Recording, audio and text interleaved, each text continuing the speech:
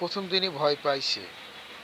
প্রথম দিনই ভয় পাইছে ডক্টর মোহাম্মদ ইউনূসের প্রশাসন।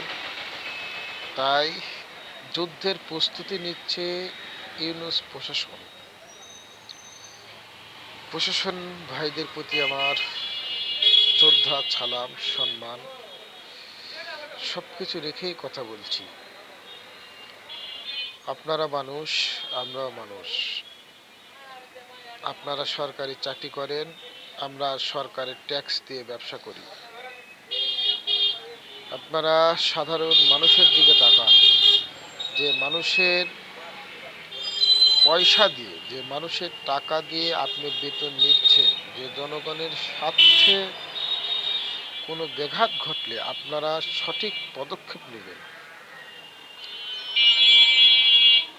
সেই জনগণ আজ অনেক বিপদের মুখে আছে। তাই আপনাদের কাছে আমি বলতে চাই, আপনারা আওয়ামী লীগের পক্ষে অবস্থান নিন। কারণ এই দেশে রাজনৈতিক বৃহত্তম দল বাংলাদেশ আওয়ামী লীগ।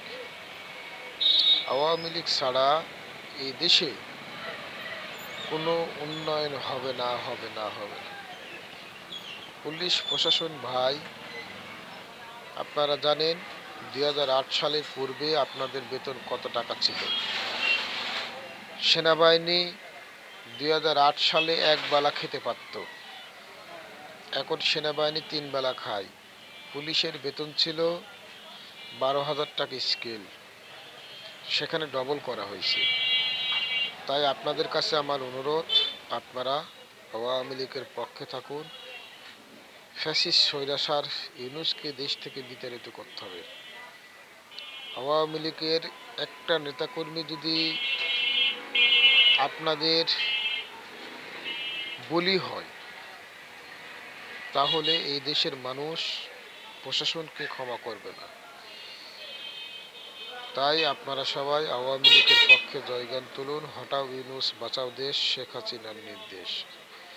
জয় বাংলা, জয় বঙ্গবন্ধু। বাংলাদেশ চিরজীবী হোক। আসসালামু আলাইকুম।